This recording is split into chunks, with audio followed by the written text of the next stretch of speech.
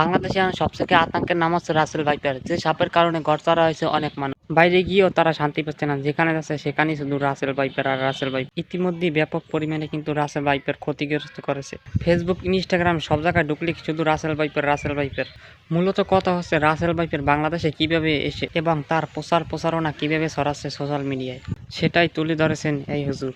তো এই Russell viper বাংলাদেশে যেটা ছড়িয়ে পড়েছে, এই রাসেল ভাইপার 100 বছর আগেই কিন্তু বাংলাদেশের থেকে প্রায় বিলুপ্ত হয়ে গেছিল। এটা সাহারা মরুভূমিতে পাওয়া যেত, আরব বিশ্বের বিভিন্ন দেশে পাওয়া যেত। বাংলাদেশে কিভাবে আসলো এই সাপটা? ডাক্তাররা বলতেছে যে এটা যদি দংশন করে তাহলে মানুষ মারা যাবে খুব শীঘ্রই, এবং মেডিসিন বা ইনজেকশন দেওয়ার পরে, অ্যান্টিভেনম দেওয়ার পরেও কিন্তু কাজ হয় না। অনেক সময় কিডনি বিকল করে ফেলে, হার্ট দুর্বল করে ফেলে, হার্ট বিকল করে ফেলে, এই জন্য মানুষ মারা যায়। যে মোহতারাম, সারা দেশে রাসেল ভাইপার এই সাপের উপদ্রব বেড়ে গেছে। এই সাপের দংশন থেকে বাঁচার জন্য কোনো আমল আছে কিনা এবং এই সাপ সরাসরি হত্যা করা যাবে কিনা, ইসলামী শরিয়ায় এই ব্যাপারে কোনো বক্তব্য আছে কি? খুব ইম্পর্টেন্ট একটা বিষয়। সাপের ব্যাপারে কিন্তু হাদিস আছে একাধিক, এবং এক্ষেত্রে আব্দুল্লাহ ইবনে ওমর রাদিয়াল্লাহু তাআলা আনহু, তিনি সাপ দেখলেই কিন্তু দৌড়ান দিতেন এবং মারতেন। আপনি বলবেন যে হুজুর কেন তিনি মারতেন?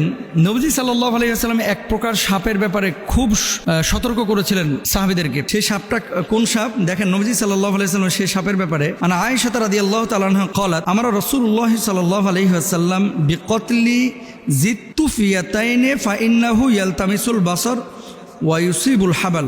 আয়েশা রাদিয়াল্লাহু তাআলা আনহা থেকে বর্ণিত, তিনি বলেন রাসূল আকরাম সাল্লাল্লাহু আলাইহি ওয়াসাল্লাম পিঠে দুটি সাদা রেখা বিশিষ্ট বিষধর সাপ মেরে ফেলার নির্দেশ দিয়েছেন, কারণ তার দৃষ্টিশক্তি কেড়ে নেয় এবং গর্ভস্থ সন্তানের ওপরে বিরূপ প্রতিক্রিয়া সৃষ্টি করে।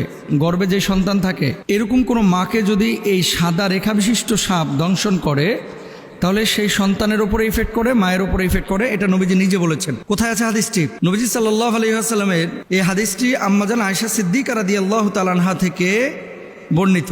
বর্ণনাকারী আয়েশা বিনত আবু বকর সিদ্দিক রাদিয়াল্লাহু তাআলা আনহা, এবং হাদিসের মান সহিহ মুসলিম ইসলামিক ফাউন্ডেশন থেকে যেটা অনুবাদ করা হয়েছে, সেখানে এই হাদিসটি আমরা যদি খুঁজি তাহলে পাবো। এরপর আসেন আরেকটি হাদিস, ওয়াকলাল আবতারু ওয়াদুত্তুফ ইয়াতাইনে।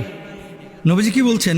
লেজ খসে যাওয়া এবং পিঠে দুটি সাদা রেখা বিশিষ্ট সাপ। আব্দুল্লাহ ইবনে ওমর রাদিয়াল্লাহু তাআলা আনহু একটা সাপ দেখলেন, তারপরে এটার পিছু নিয়েছেন। অন্য সাহাবীরা ওনাকে বলছেন, এই তুমি কোথায় যাচ্ছ? এই যে সাপ আমি দেখেছি, নবীজি সাল্লাল্লাহু আলাইহি ওয়াসাল্লাম তো সাপ দেখলে মেরে ফেলতে বলেছেন, এই জন্য আমি মারার জন্য যাচ্ছি। তো সাহাবীরা বললেন, তুমি কি শোনো নাই যে ঘরে এবং ঘরের বাইরে যে সমস্ত সাপগুলা মানুষের আশপাশে থাকে, এই সাপগুলো তোমাকে দংশন না করলে, তোমার ক্ষতির কারণ না হলে তুমি তাকে হত্যা করতে পারবে না। এটা নবীজি নিজেই নিষেধ করেছেন। হাদিসের মধ্যেও রয়েছে রাসেল ভাইপার কিভাবে আতঙ্ক করবে। বিষধর সাপের কথা আমাদের কোরআনের ভিতরে উল্লেখ করা হয়েছে।